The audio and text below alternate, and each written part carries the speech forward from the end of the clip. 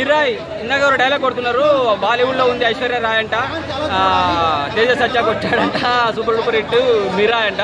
నిజంగా ఆయన ఇంకా నాకన్నా బాగా చెప్పాడు. మిరాయ్ బ్లాక్ బస్టర్ హిట్ అని చెప్పగలుగుతా.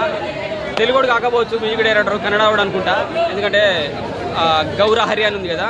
సో గౌరా అనేది మనకు రాదు, అక్కడ వాళ్ళు కిర్రాక్ అనమాట. చాలా సినిమాలు చూసాము ఆయన, గౌరా హరి బీజిఎంలో, ఆయన మ్యూజిక్లో కానీ ఆల్బమ్లో కానీ చాలా చూసాము. ఒక మంచి ఆల్బమ్, మంచి సినిమా, మంచి బ్యాక్గ్రౌండ్ మ్యూజిక్, మంచి సన్నివేశాలు వచ్చినప్పుడు ఆయన ఇచ్చే బీజిఎం వల్లనే సినిమాకి ఎలివేషన్స్ వచ్చినాయి. తేజ సజ్జా అండ్ మంచి మనోజ్ రూపంలో ఇండస్ట్రీకి మరొక గట్టి విలన్ దొరికాడు. సూపర్గా అనిపించింది. మంచి ఫ్యామిలీ నుంచి మంచి విలన్ దొరికాడు.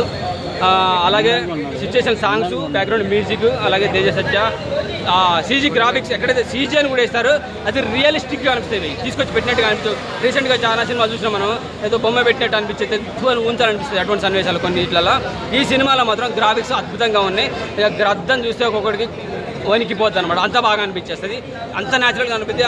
గ్రద్ద నిజంగా మనోడికి హెల్పింగ్ చేసే విధానం, అలాగే ఒక చిన్న పాప వల్ల, చిన్న పాప చెప్పే సన్నివేశం, ఆ పాప వల్లనే ఒక ట్విస్ట్ వస్తుంది అనమాట, మనోడు ఎక్కడికి పోవాలనే సందర్భం తెలుసుకుంటాడు. అలాగే శ్రీ గారి పాత్ర, తల్లి పాత్ర సూపర్గా అనిపించేస్తుంది. క్లైమాక్స్లో ఒక కట్అవుట్ వచ్చేస్తుంది.